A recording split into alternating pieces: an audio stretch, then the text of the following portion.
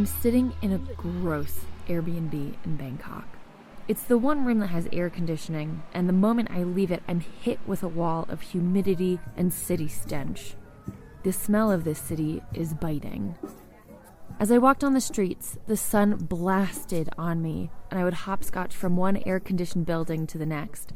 I would hunt for 7-Elevens like they're a rare bird in the jungle, constantly on the lookout for that red, orange, and green decoration, just to cool down for a second. The only time a wind would pass through, it would carry the sour odor of hot, rotting food, human sweat, and feces. My New York legs wanted to keep walking, but Bangkok moved differently. Their pedestrians were replaced by motorbikes, and I didn't get that system. Everything I wanted to do was so far away from each other. I wasn't having fun. When I got back to my Airbnb, I vented to my partner on FaceTime. I missed him so much. We had just started dating, but our connection felt really intense. We met happenstance at a friend's birthday Halloween party a few months prior. He said that he had seen me at previous parties, but he thought I was with someone, so he didn't come up to me. But he said that the moment he saw me, he thought I was his dream girl. It crushed me when he said that. Ugh. So I'm sitting on my bed in Bangkok, positioning myself so the air conditioner blasts on my body. He asked me about my time there, and I try to be generous. I tell him it's not singing to me. I'm kind of having a rough time here. He then mentioned that one of his roommates, Grace, was also in Bangkok for a conference. I had only met her a few times in passing, and to be honest, I wasn't sure if she liked me. Of the few times that we were in the same room, she seemed a little standoffish, and I felt like I was always invading her space. Which I get. I'm kind of the same way when I'm at home. I didn't really know her other than this 1 degree of separation. And I wasn't lonely or anything, I just didn't want to be there anymore. So I told my partner, I was like, no, it's okay, I'm leaving soon anyways. I took a screenshot of his face because he looked really cute. Then we said we miss each other, and I signed off. 2 days later, I'm in Chiang Mai, home of elephants and expats. I'm relieved because it's so much cooler here. It's in the mountains, and I'm more of a mountain lady than a beach lady, so I feel more at home here.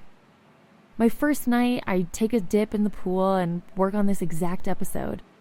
I look up temples and coffee shops that I want to visit the next day in my cool, quiet room. The next morning, I make my way into the city. I hop out of my Grab and begin to walk down the street.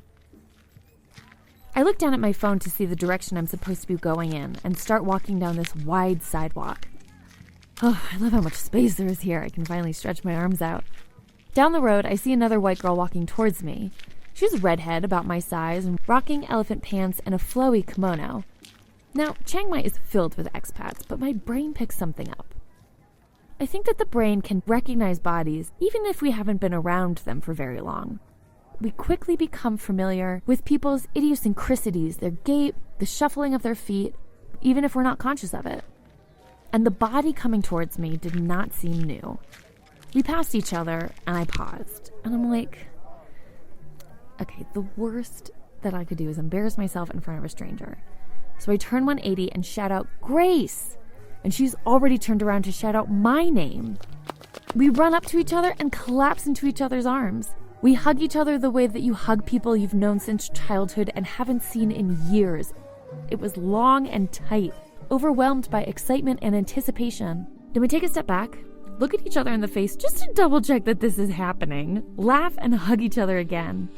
Out of all of the countries to visit during that 1 week out of the year, and all the cities in that country, and all the streets to be walking on in that city, and all the hours of the day to be walking down that street, we happen to walk on the same one. I could do the math, but I don't care. But actually, what are the chances? This is insane.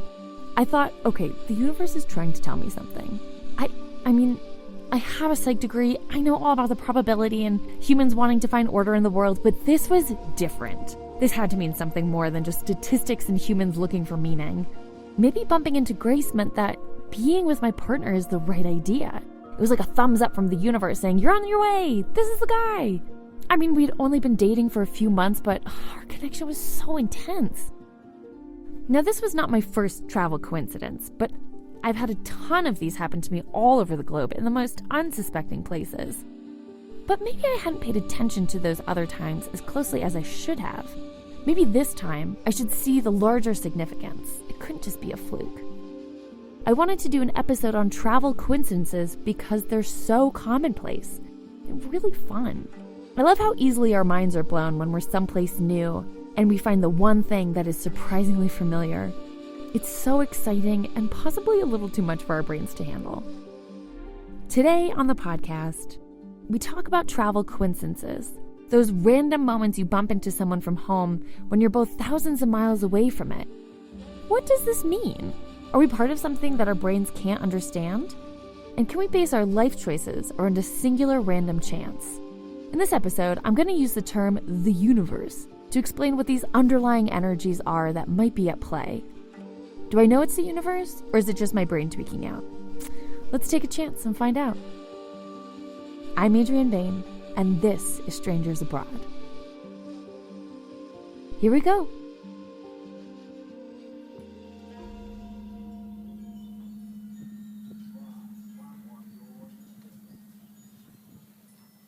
Okay, so what is a coincidence exactly? Social scientists believe that it's a moment that's completely surprising and meaningful to the person, but there's no causal connection to why someone bumps into somebody else. At first glance, they're just random, surprising, and unexpected. But once we start to notice them, they might shift us into a different frame of mind, one that believes that there's something larger at play. But humans do have a predisposition to seeing patterns, whether or not they actually exist.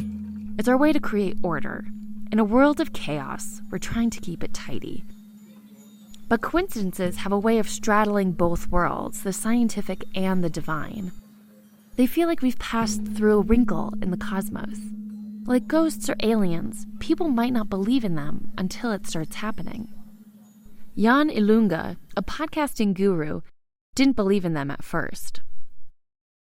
When people say the world is a very small place, I've always been like, yeah, right, like almost in a dismissive way. And also about coincidences, I've always been like, I don't believe in coincidences. Actually, I also heard yesterday somebody was like, I don't believe in coincidences. When Jan was doing his master's in his homeland of Finland, he was working under a professor named Mina. She spent half of her time in Finland and the other half in the States. As they worked together, he joined her at a conference in Denver, where there were going to be lots of people from all over the world presenting and networking in their community. Mina introduced him to all kinds of people. I think it's the annual conference of the Association of Internet Researchers. And I went all the way from Finland. And I met a guy from the UK. His name is Des. We were both speaking at the same conference. And she had been connected or been on panel on other conferences.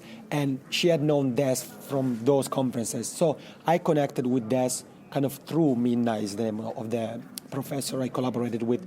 And yeah, he's a professor. I think he's still teaching from London. I think he's in his mid-50s and like pretty relaxed guy. I think we had maybe lunch together as a group and that's it. And since it was my first time in the States, and Denver is a beautiful place, but it's not maybe one of the kind of sexiest destinations, or it's not the first destination one would pick. And Denver itself, not even Denver and the Rockies, just Denver. I said to myself, well, let's do New York first, because I'd never been to the States. So New York and then Denver, and then I would have continued to San Diego first, rented a car there, LA, and San Francisco. San Francisco was my last stop. And I'd been around before. For example, I lived in Canada for half a year. It was years before that. And sometimes it happens to me to see, when I'm around the world, to see people who look exactly like somebody I know. Whether it's from Switzerland, it's from Finland, whatever. And typically what I do is I say to myself, wow, that girl there really looks like Adrienne. Really. And sometimes I remember in Canada once sitting on a bus, seeing somebody that looked like somebody that I knew. And I said, I need to see if it's her. So I kind of moved a bit to see her side, the profile, but it stopped there. And for the first time in my life, I'm walking the streets of San Francisco at like 11 p.m. or something, and I'm not in any hotspot or any tourist attraction like the Golden Gate or something like that. And I see somebody from far and I look, and I don't wear contacts, and I have a pretty good eyesight, but for example, in the evening, from far, or if I'm driving, I wear glasses. And so it was evening, I didn't have my glasses, and I saw one person walking toward me. It was maybe I only know meters, so it was some 30, 40 meters from me. And I was checking, I was like, man, that guy really looks like this. I was saying to myself as he's walking toward me. And then I start kind of saying, it's him. No, it's not. It's him. No, it's not. And I've gone through this thought process before in the past. But this time, if in the past I've only thought about it in my head, I'm not sure what happened, but as this person walked by instinct, I said, hey, Des. And as soon as I finished that sentence, I said to myself, oh man, I'm gonna look like such an idiot. And so I turned, and as I'm turning, no, not true, I didn't turn. I was like this, and I said, hey, Des, but then I turned, and then I hear, John? And so I turned, I was like, so it is you. And basically, Des came all the way from the UK, and we had met in Denver for the conference. But then that's it. I thought he had gone back to the UK. He thought I had gone back to Finland. Instead, I continued traveling, as I was saying, just for fun. And I think he was attending another conference or at a meeting or something. But it's so crazy that two people from Europe accidentally bumped into each other in the streets of San Francisco. And again, not in a popular area where you say, well, maybe, something, or a place like the Golden Gate, there are thousands and thousands of people each week. So with so many people, the chances of meeting are higher. No, we just met in some random street. So I don't know him that well. But of course, if he were to accidentally walk in front of us right now, I'd be able to recognize him and say, hey, Des, again, it's happening again, really?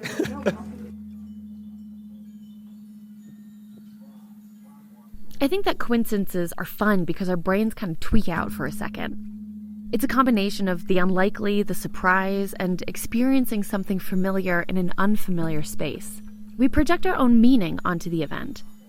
Because, we walk by tons of people every day, and I don't freak out every time somebody walks by me because, they don't have any meaning to me. But a strong enough coincidence can make you believe that something larger is at play. Carl Jung coined the term synchronicity. He hypothesized that meaningful events could not be explained away by cause and effect. He believed in something more. Synchronicity creates these meaningful coincidences and could be a peek into the nexus that everyone is connected to, a collective consciousness, one world. That somehow this moment was exposing the universe's intentions for you to decode. I felt further committed to my relationship after another chance coincidence. Once I was back in New York, I was on my computer and needed to send my partner an email, something we didn't really do. As I searched for his name, I saw 2 emails pop up. One dated back to 2016. That's weird, I didn't know him then. So I clicked on it and reread a long email chain between the two of us. Apparently, a landlord was trying to set us up as potential roommates for an apartment in Brooklyn. I scrolled through this epic conversation between him and I. It was so intimate. We were telling each other our lives, and it seemed like an OkCupid conversation. But we never met. The week before I was supposed to meet him, I found housing and moved down to Sunset Park. We wouldn't meet for another 2 years at that friend's party. This was nuts. The universe had put us so close together and then pulled us apart, and now we were together. Maybe the timing wasn't right for us then. Maybe we weren't ready, but now we were.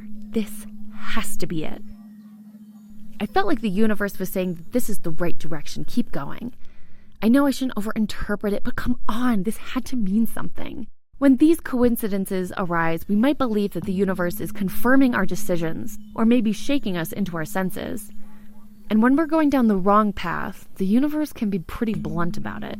Okay, so is the level okay? Yeah, level's good. Okay, sibilant. Spinal Tap. Just my referencing my favorite movie. Sandy Marks, a New York City storyteller, shares a time where the universe might have been telling her to wake up. My 2 babies were born in 1988, and I had twins. And they were adorable and gorgeous, and I wanted to show them off to the entire family, which included my husband Brendan's sister and brother-in-law and their 2 kids, but they happen to live in Palo Alto, which is quite far away from New York, and it's very hard traveling with babies. So I decided that I needed to wait until my babies were old enough and mature enough to be on a flight, on an airplane. So I waited until they were 9 months old. Not old enough, but I'm an asshole. What do I know? So I decide, yeah, this will work. So we pack them up. We pack ourselves up with all the stuff that goes along with twins that are that young. It's like you're leaving for a year, even though it was truly only for 5 days. And we get on that plane, and I had this misdirected view that flight attendants and other passengers would be so happy to see my twins that they'd want to hold them, they'd want to play with them so I could go to the bathroom. This is not how it goes, ever. And it could be because they both had those big snot bubbles because they had a cold, and one of them kind of smelled like old cheese. I don't know, but it was a disaster. And if you've never tried to change a baby's diaper in a bathroom on a flight, it gives an entirely new meaning to the Mile High Club. Okay, so finally we land in San Francisco. We are bedraggled, we are exhausted, we are dirty, we smell like very old diapers and shame.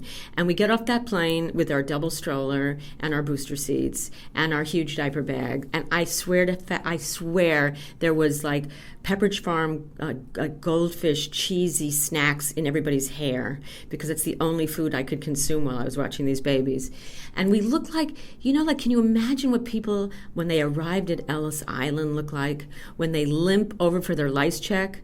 Well, that's what we look like. And we limp our way out with our stroller and our backpacks, and there I see a shiny minivan, one of those caravan minivans, with Audrey, God bless her, my sister-in-law, with her athletically toned calves in her little romper, and her husband Joe, and their 2 very clean, adorable sons. Even their hair was clean. Around the same age, maybe slightly older than our girls. They were babies, and they were perfect. And she slides open the door on that goddamn minivan, and we all climb in, and I really did feel like the War of the Wounded because this was like a 6.5-hour flight with these 2 miserable little babies. Miserable. They were assholes. So, okay, we drive to their house in Palo Alto. I am barely speaking because I'm so tired. All I want to do is curl up in a ball and suck my thumb. And we get to their very sweet little house in their lovely little neighborhood. And Audrey then presents us with a schedule of events that are going to happen.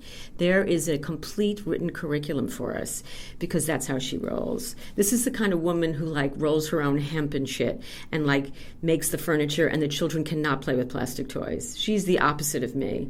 I parked my children in front of Barney at the time. So I'm like the Antichrist of mothers to her, but I don't care. That's who I am. I work full time. If she doesn't like it, shove it. She's a home mom, big difference. So she tells us that we're going to be doing all kinds of activities, and I'm shaking my head yes up and down, but I'm thinking, no friggin' way am I going to get these babies to go do this stuff. There's going to be the Rodin Sculpture Garden at Stanford, which is just blocks from their house. We're going to downtown San Francisco. We're going to go to Chinatown. Oh, we're going to spend a day in Santa Cruz, and then we're going to do all sorts of other fabulous activities. And I'm thinking, this woman is out of her fucking mind. But what am I going to do? We are guests in their home, and they set up a playpen for our kids to sleep in the living room, and I am just, all I want to do is go to sleep.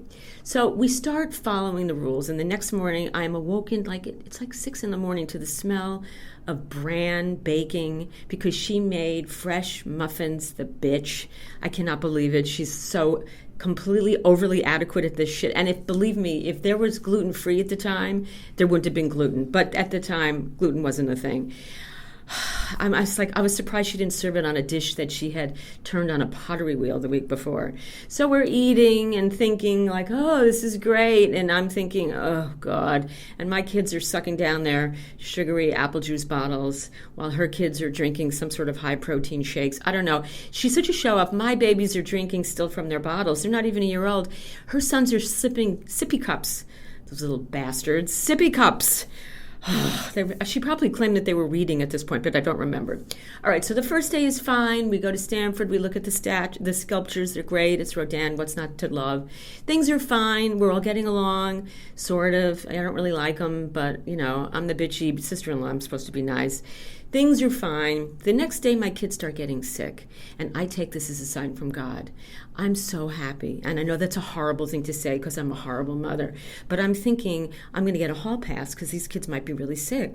Well, we don't, because Audrey gets us to her pediatrician because, of course, she has one on call all the time because she's the perfect mother. And it turns out that they have ear infections, which is not unusual, and they're put right away on antibiotics, and they start feeling better. Goddamn, kids are feeling better.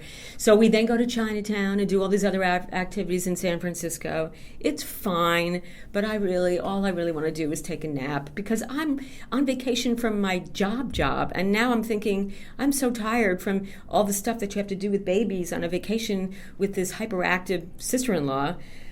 So it's day 3. It's a beautiful day, and now we're supposed to drive to Santa Cruz. And thank God, my kids start feeling really sick again. It's like a sign from Jesus, even though I don't know who Jesus is, but this is a sign. They are not well at all. And I say to Audrey, you know what, it sounds like a lot of fun going to Santa Cruz, but I'm going to stay back with the kids because they really are too sick to travel. And then Brendan, my husband, says, I agree, I don't want to go either. And then Audrey says, well, I don't need to go to Santa Cruz. I live out here. We'll all stay home. And I'm thinking, this is great. So we hang out at the house, and we decide to go for a long stroll in the late afternoon to her local playground, which is like 2 blocks away. And I'm finally happy. This is something I can get on board doing. Very little. Put the kids in the stroller, you wheel them over there, you stick them in a swing. This is a low maintenance activity. Now, it also happened to be the World Series. And Brendan and Joe wanted to do some pre-gaming and planning for our little party, our World Series party at home. So they went out to buy the Cheetos and the Doritos, and I'm sure she made sure they were all bran or something. So they go out and they probably went to get beer, which probably didn't have yeast in it, while we are at the playground, and we're having fun, and we're actually starting to bond. I'm starting to like this bitch. It's starting to be okay. The kids are finally, the antibiotics are really hooking up and helping them. Everybody's swinging on the swings, and then all of a sudden, I hear the New York subway in California. That's what it sounded like. The loud roar of like the BMT roaring through. And within a second, I look up and all I see is the sidewalk in front of the playground literally lifting and rolling like as if there were waves in an ocean. And at that second, Audrey yells, earthquake. Earthquake. Now, I didn't know what an earthquake was supposed to be like. I had never been in one, but apparently this was a big earthquake. It was the San Francisco earthquake. So she and I grab the children out of the swings and we throw them into a sandbox. And we throw our bodies on top of them because what we also had noticed were cars were rocking off their axles on the street so hard that we thought, like think Twister and Helen Hunt and shit. We're thinking that those cars are going to come flipping off like a cow twirling, and they're going to come and hit us. Meanwhile, everything is flying everywhere. Like our stroller was in another county at this point. Like it was a mess. We were shaking. Now, it seemed like it had gone on for hours. It was probably no more than 40 seconds. But it was so terrifying to us. Now, our kids are looking at us like, what is this, like a new game? Because they didn't understand, maybe because they were on the swings and their equilibrium was off, or maybe they're just stupid. They didn't know what was going on. So they had no problem. Like, they thought this was a fun game. We were like white as ghosts. So we quickly, but when it stopped, we threw the kids back into their strollers, which took time because I had to find mine, which was like halfway up somebody's tree, like 2 blocks away. We retrieved the strollers, we strap those kids in, and we run as fast as we can back to her house because we don't know what damage has been done to her property. And the kids are yelling like, wee, like they're so happy, and we're yelling, woo. Okay, so we get to her house, and there we find Joe and my husband Brendan picking up shards of glass and picking up photographs and picking up all her hideous kids' art projects and all those papers from all of our curriculum building for the week. Everything was in a pile, television set down and broken, everything flown everywhere. It was a disaster. Now, the power had already been turned off because people had smelled gas in the neighborhood. It was a real disaster zone, and we were flipping out. So we somehow managed to get a radio and started listening to coverage. And I started shaking because I had heard that one of the worst areas of disaster was on this one particular bridge. and people in like their cars and minivans were being crushed because the whole bridge had collapsed. And what I realized at that moment was that that was the bridge we would have been on to go to Santa Cruz at that very same time. So I just started sobbing because our kids had basically saved us from being killed in an earthquake just because they had ear infections. So the rest of the night we were shaking, and somehow, I don't know how, because we didn't have cell phones back then. This is like 1989. But somehow we were able to, I think we drove to the airport and were able to get on the first American Airlines flight the next day back out. And we couldn't get out of there fast enough. Now, I wanted to get out of there not because I was worried about aftershocks. I just couldn't stand being in this situation for another day with my very bossy sister-in-law. But Brendan was just wanted to get the kids out of there, and they still weren't well. And I started thinking, maybe they're like dogs, like when they hear things, they get an ear infection. Like maybe they sensed the earthquake was coming, and that's why they had an ear infection. I don't know. I just made that up. So anyway, so we get to the airport, we get back on that flight. We are such a mess. We look worse than when we first got there. I now know I need a vacation from this vacation. And my kids smell so bad because they had been sick, so they were throwing up, and they had diarrhea, and like their diapers, it was like up to their neck. It was that bad. So nobody even wanted to be near us. And we got off the flight. There was a huge press corps there. We were the first flight out, and they wanted to interview people who made it out of the earthquake. Everyone stayed so clear of us. And I'm thinking, why? My kids are so adorable. But we smelled. We were awful. So we got home. It took us weeks to recover. My kids, they were no worse for the wear. But it was really one of the most horrifying experiences. Okay, so I forget about it because things happen, you read about it and go, it's a news story for a few weeks, and then the news cycle changes and there's some other worse disaster. So a few years pass, and I don't know why I did this. I must have been really stupid or drunk, but I went and had a third kid. Okay, now, I love my son. He's an adult now, but at the time I was thinking, like, what the fuck have you done? But anyway, I had this kid, and now I am really not myself anymore. I'm still working full-time. Each child has taken a piece of me. I mean, I am just lesser than, but I'm somehow surviving. And I finally decide I need a break. I'm also not really getting along all that well with my husband at this point, which stands to reason. I mean, you're raising kids. It's a misery. So I tell Brendan I need to get away, and I have a very close friend who lives in LA. She's in the film business, and she got some time off. And she said, let's go to Palm Springs for the weekend. You come with me. We'll have lots of fun. We'll go to Two Bunch Palms, which is our favorite place. And I said, I'm on board. And I told Brendan, I didn't ask him. I said, I'm leaving town. I need 4 days off. I'm going to lose my mind. And he probably wanted me to go because I looked like I was going to Lorena Bobbitt on him. Like I might smother him with a pillow. Who he didn't know, but it was self-preservation. So he said, yes, go. Now, I'm not that much of a big shot because on that flight to LA, I had my son's baby sock because he was only a year, like 6 months old. And I was like sniffing it, because it's much easier to travel with just the baby sock than the baby, because as I've mentioned, traveling with babies is a hellscape. So, all right, so I get to LA, and Leslie and I have the best time. We're in the mud baths. We're going to the hot springs. We're taking yoga classes. We're downward dogging. We're so happy. And on the last night before I leave, Leslie says, I'm throwing a wrap party for a film that I cast, and I want you to come. It'll be really fun. The director and a lot of the actors will be there. I think the film was called Miami Rhapsody. It starred Sarah Jessica Parker. It was a great movie, little movie.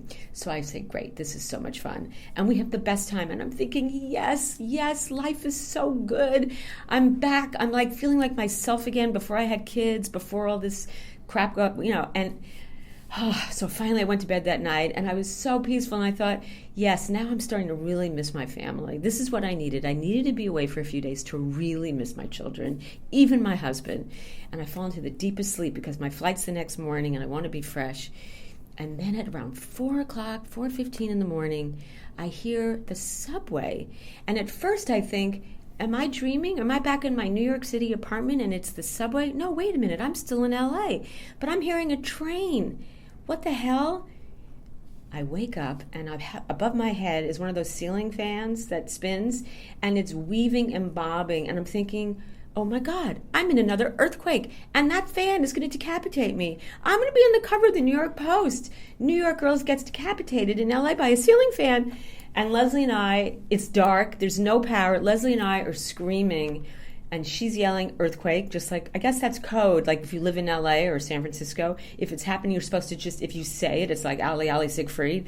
So she said, hold on to the door, like in the arch of a door, Wasn't really helping. We were both flying everywhere. Everything in our apartment's flying everywhere. It's pitch black dark. We are shaking. We don't know what to do, but we figure we better escape the apartment. Now it's 4:30 in the morning. It's pitch black. But before we do, because she lives in LA, she says we need to take either a Xanax or a Valium. So we go into her medicine chest, which is in ruins, and she pulls out in the dark pills, which we take to calm us down. And then we run outside. We are barefoot in our pajamas, looking, I'm not making this up, for coffee. Like as if someplace was open, like a barista was brave enough to open up a Starbucks to serve us coffee in the middle of West Hollywood. So we are wandering the streets, and we're not alone. There are all these people like zombies. It's like the Night of the Living LA Dead, walking around in their PJs looking for help because nobody knows what to do. We are freaking out, and nobody can believe it when I tell them that morning, oh, this is my second major earthquake. And wait, I've only been in the West Coast twice, and I've been in both earthquakes each time. So again, I am shaking for another day until I can finally get again on the first American flight back. I cannot wait to get back at home. I'm so freaked out, and I'm thinking, my picture, profile and front will be like one of those crime photographs, that you see wanted posters. If you see this woman, don't let her back into the airport if she's heading out west. I am so undone, and again, all of that 2 bunch palms is like worn off. Okay, so here's the thing, and I still maintain this to be true. You can lean in, you can lean out, it doesn't really matter. Life is going to have a lot of bumps, so the best advice that I could offer you is just bend at your knees, okay? Hold on to a railing, okay? And just think life is going to be fine if I just go with the flow. Those are truly remarkable odds. And that type of coincidence might not be so easily explained away by some statistics on earthquakes and traveling. Needless to say, the universe had strong opinions for Sandy when it came to staying with her husband. I mean, we can understand that a natural disaster did not happen because Sandy was physically present. She's a very tiny woman, and her weight would not make a dent on the California landmass. But Sandy realized soon after her LA trip that her relationship with her current husband had to end. She's now happily married to a man who makes her feel grounded. But please, Sandy, give the state of California a warning before you fly West Coast next time.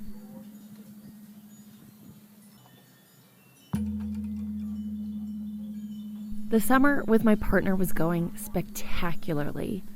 I had coincidentally been able to find a sublet a 4-minute walk away from his place. We would mosey back and forth between our apartments, and I could stay at his place late into the evening and not have to worry about dealing with the frustrating New York City transit. It felt like we owned the neighborhood. The universe had put us together. How perfect is this? Then one night in late August, I was heading over to my partner's place after a really tough open mic. I said hey to Grace, who was in the kitchen, and my partner and I walked into his room. I loved his room. It was filled with plants and books and music. It had a window of a popular crosswalk, and I loved watching Brooklyn move around. He gave me a hug, and I lay down on his bed, a place I felt so safe in. I started to vent about the show. Then once I'm done, he says, I'm so sorry, babe, but I need to tell you something. This isn't working for me anymore. We have a great connection, but I'm not in a place to be in a relationship. No warning. No heads up. I felt the earth open up below me and swallow me whole. I'll simplify here because I don't remember everything through the pain and the tears. But what does that mean, not ready? We're so good together, and our story is so... And I stopped. How much of my relationship was I basing off of my own interpretation of what was happening? Did I let these stories and our connection get in the way of us being good partners for each other? Or being ready for something bigger? When I walked home 3 hours later, depleted of fluids and my lashes flaking off, I thought about how maybe if I had been a bit more practical, I wouldn't have been so blindsided. Humans see patterns that don't actually exist, but we still want to project meaning onto the world. It's a way of us just feeling kind of in control. And then there's the math behind it, which is what I should have done at the beginning of the show. We often forget that we're actually on a small blue marble with limited surface area. The chances of running into people or themes repeating are pretty high.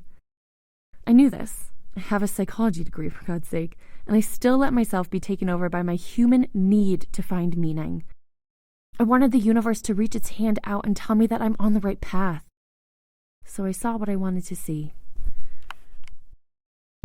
But we're all guilty of it. We do it every day, in small, innocuous ways. But in moments of change, we feel more desperate for a message. A sign from the universe saying that it's looking out for us and we're gonna be okay. Sam Digman, the host of Family Ghosts podcast, shares the story of when he felt like he was asking the universe some pretty big questions. And the universe answered him, but not necessarily with the response he was looking for. I had this trip planned with my ex, and we were going to go down to my mom's house in Virginia. And my mom lives in this very old house. My mom is an artist. Her house, we call the house the handmade house because it's got all these wonderful handmade features. She built all the shelves. She made all the tables. She made a lot of the furniture. And it's really charming in that sense. The thing that is not very charming about it is that she doesn't do a lot of upkeep because she's more interested in building interesting things to be inside the house. So that means that a lot of the wood, the house is very old, and a lot of the wood is warped and kind of the way it was when the house was first built.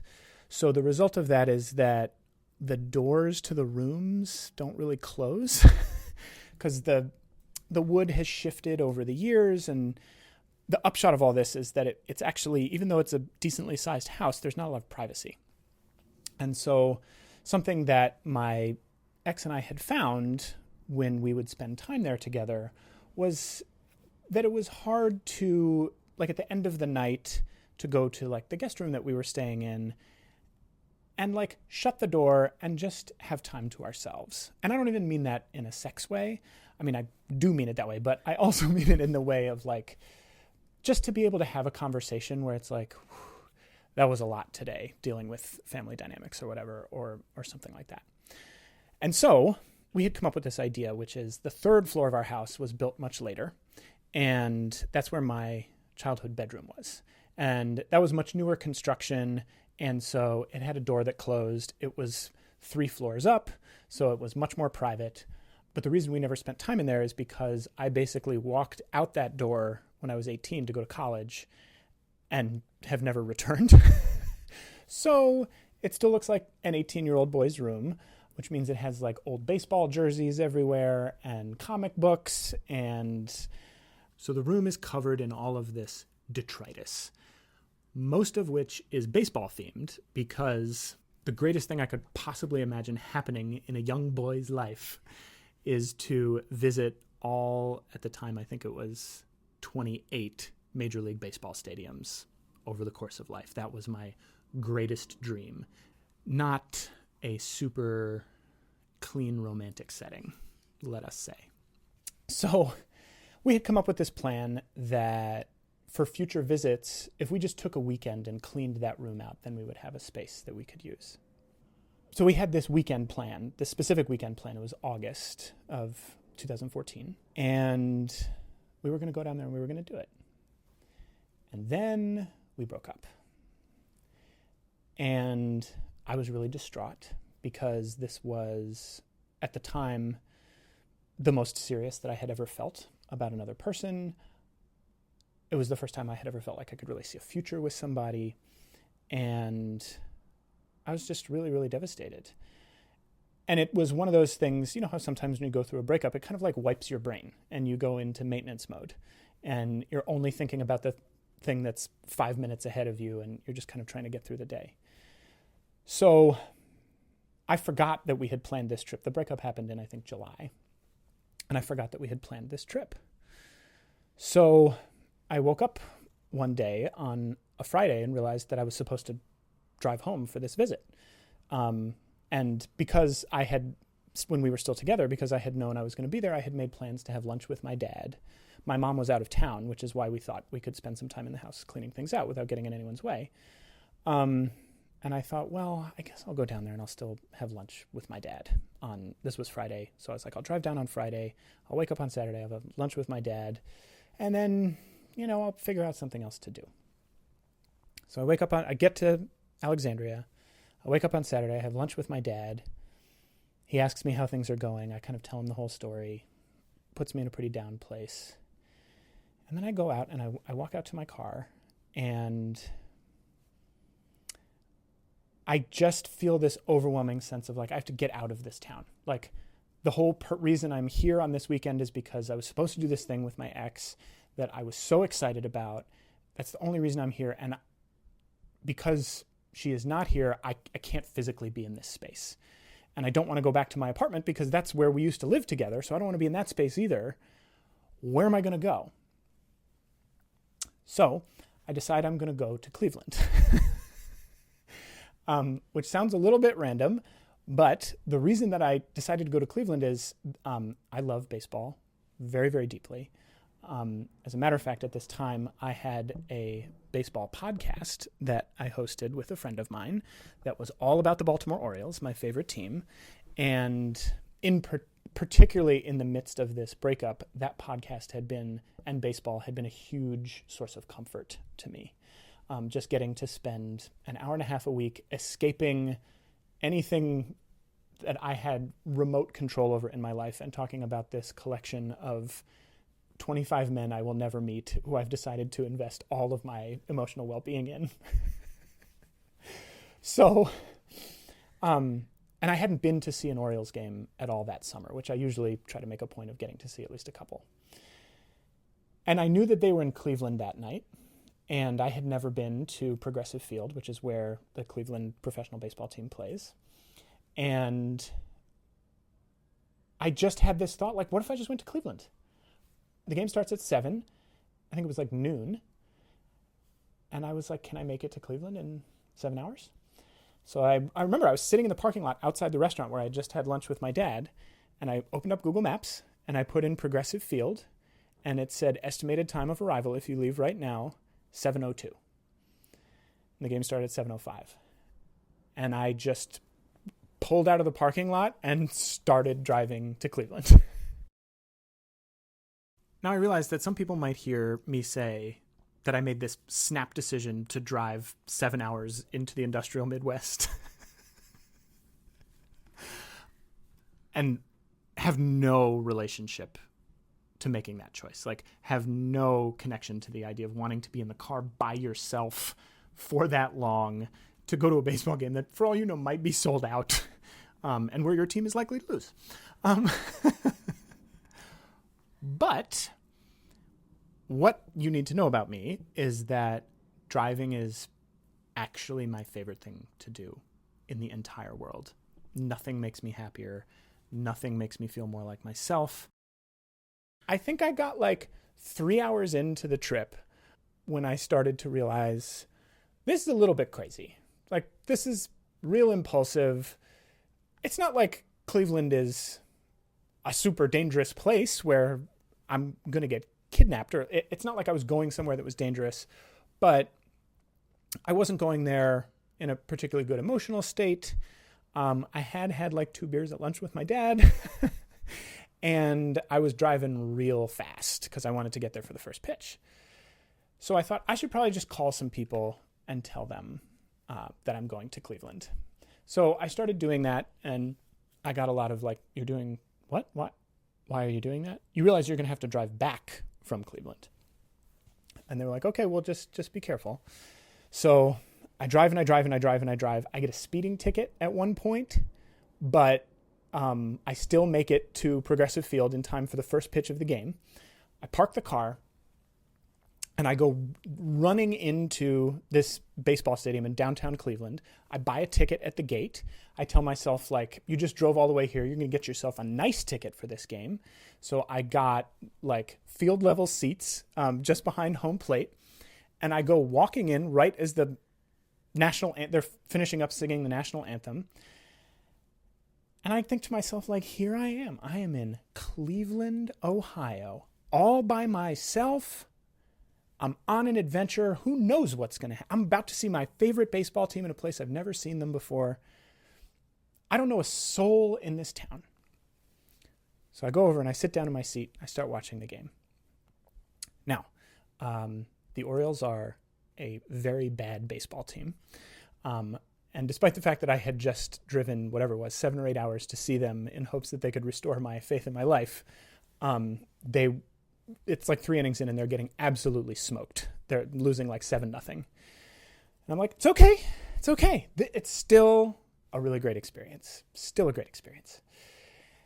But, as what's happening on the field starts to become more and more depressing, I'm, just kind of like looking around, checking out my surroundings a little bit, like getting the lay of the land. And I see in front of me this guy, and he has an orange shirt on. And I'm like, oh, he must be an Orioles fan. That's nice. There's not too many of us here. And then I look a little bit closer, and I see that not only is this an orange shirt, it's an orange shirt that is merch from another Orioles podcast called Section 336. And that's amazing enough in and of itself because I also have an Orioles podcast. But this isn't just any other Orioles podcast. At the time, my Orioles podcast, which is called Baltimoreans, which I know is the coolest title that you've ever heard, we were in this little network of several Orioles-themed sports podcasts, one of which was Section 336. So I listened to Section 336 all the time. I emailed the guy who ran Section 336. He was kind of the head of the network. His name was Josh. I emailed him every week when our episodes were ready so he could post them and do all this back-end stuff. So it's crazy that the person sitting in front of me is wearing this Section 336 shirt. And so I'm looking at the shirt and just kind of feeling like, oh, like a little taste of home. And as I'm looking at him, my ears start to zero in on his voice. And then I realize, as not just a fan of the Section 336 podcast, that's Josh. Josh, the guy I email every week, who I've never met before in real life because at the time I'm living in New York and he lives in Baltimore. So I realize in this moment, I have literally on the most random whim possible decided to drive to a baseball game in Cleveland. And not only have I ended up next to somebody with a t-shirt from a Orioles podcast that I listen to, but somebody who I am in regular communication with over email every week, but have never met in person. So I am first stunned, and then I lean forward and I tap him on the shoulder and I say, I'm really sorry. Are you Josh? And then he recognizes my voice because he listens to our podcast. And he says, Sam? And I'm like, yeah, man, it's me. And he's like, why are you here? And I'm like, why are you here? And he says, well, my dad's on a business trip, so I just came here to see him. And he says, so why are you here? And before I tell you what he said, I should say that in this moment, because I was in a space of fantasy and whimsy on this night, I kind of had this idea like I came here out of this impulse that was kind of fueled by loneliness. I'm in a really bad way. I've arrived in Cleveland, but I don't really have anything to do here other than go to this game. How long am I going to stay? And I had just kind of instantly written this narrative in my mind once I realized it was Josh, that he and I were going to go out and have a night on the town. And we were going to really get to know each other and bond about why we care about the Orioles so much and just get excited about the fact that this random thing had happened. It's going to be great. So he says, why are you here?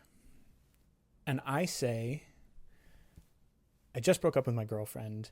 I'm really, really distraught. I have work on Monday and I haven't even decided if I'm going to go back to New York yet. Just figured I'd come to Cleveland and catch a game. And then I kind of look at him like, crazy, right? Let's go get some beers. And he kind of looks at me. And then he goes, well, it must be nice to have that much freedom. And then he turns around and goes back to watching the game. And I was kind of gobsmacked because what a weird response. I mean, from his standpoint, I later decided, I did know from listening to his show that he has 3 kids and his life is very different than mine. We were both the same age at this time in life, like 32, 33. But like, you know, I was an artsy bozo New York person. And he was, you know, he had a mortgage and he had these 3 kids.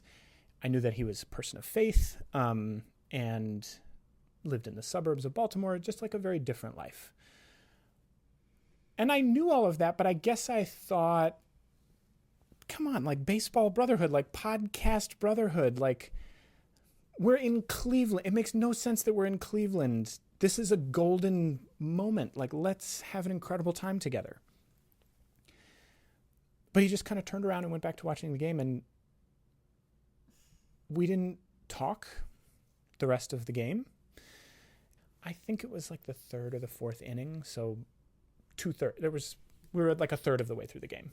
And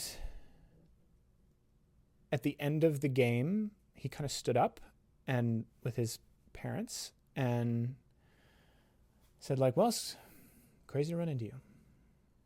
And left. And I believe the Orioles lost like 13-2. And I just kind of stood there in this slowly emptying out baseball stadium in Cleveland. And I was like, well, this didn't work. I don't know what I was hoping for out of this adventure, but it didn't happen. And by rights, like I felt like I opened myself to the whims of the universe, and the universe responded by connecting me to somebody who was both a stranger and somebody close in my life at the same time. And that felt like a sign from the universe, like this was the right call. But then it just wasn't. So I've been trying to think about like why I initially had the impulse to take this trip. And I think it had something to do with, I think I had just absorbed one too many, I don't know, romantic comedy storylines or like buddy comedy storylines where the storyline is you're going through a rough time, like your heart is broken, you got to do something big and crazy because that will somehow lead to an adventure and the adventure will show you who you really are. And in the movie, it always works out that way because that's how the movie has a plot.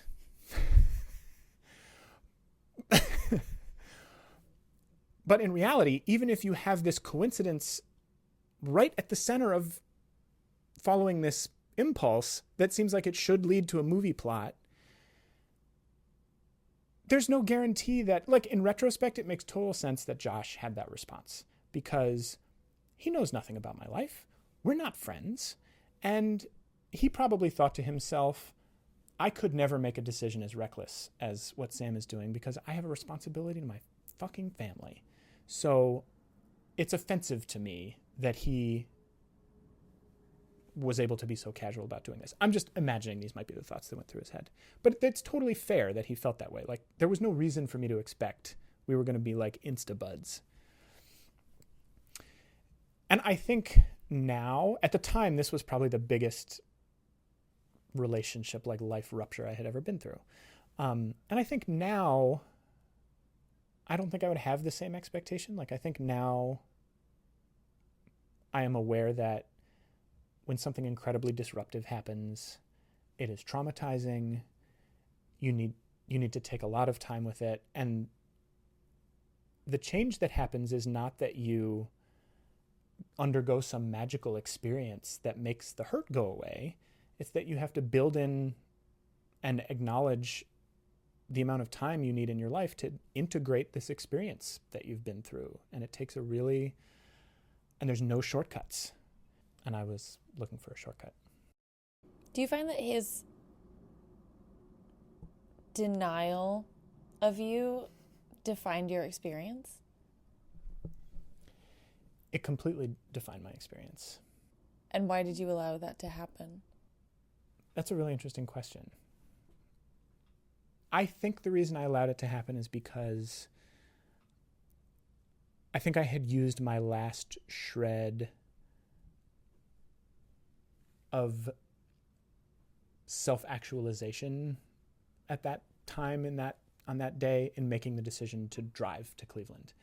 And I became so single-minded about getting there on time and going to watch this game and getting invested in the idea that this game was going to make everything better, that I literally had not thought about any next step after that. I was so invested in the magic solution.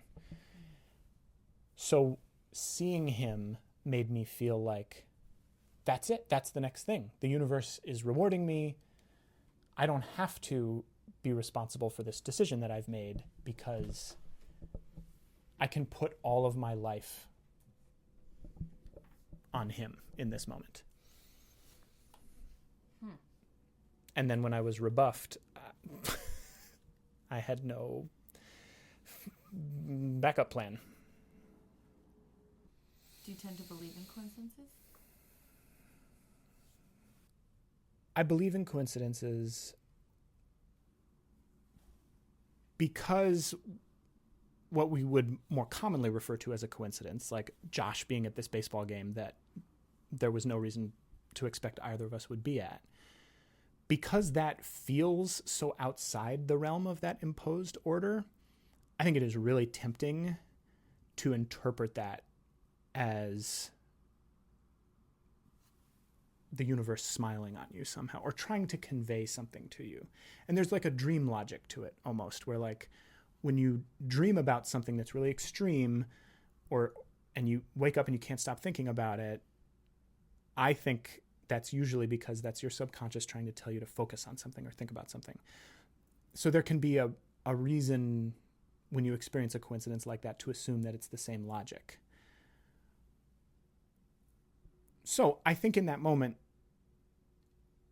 what's really happening is you're being proposed a choice, which is to say, there is no explanation for this, but it's an opportunity for me to transform my thinking about whatever moment I am in. Like it's a fork in the road, and you have the option to follow it, and the choice to follow the option is what I think is interesting. And that's what has meaning, is that you're at a point in your life where you want to make that choice. The coincidence itself, whatever coincidence means, has no meaning. But the fact that you're in a place where you're willing to make a different choice than you would have before is, I think, a powerful thing to reflect on and notice about yourself.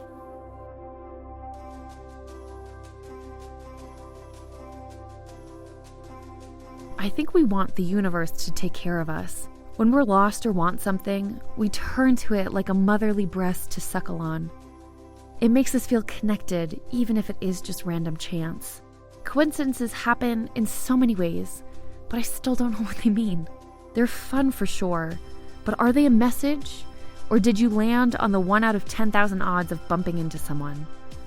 I would like to believe in a collective unconsciousness.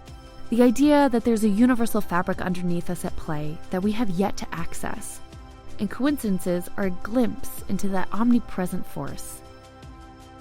But I also know we want to see what we want to see, believe in something bigger, and it makes us act in certain ways that might confirm our beliefs.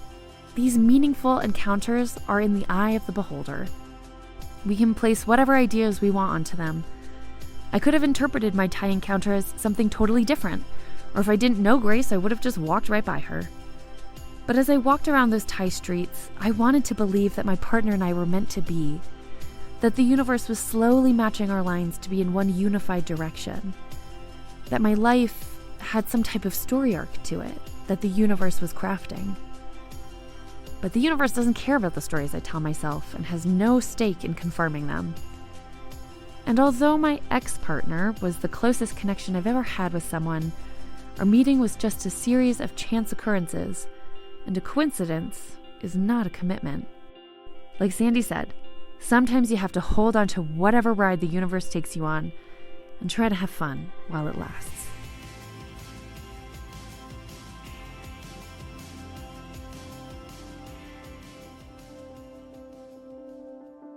After all this traveling, we're starting to see the bigger picture.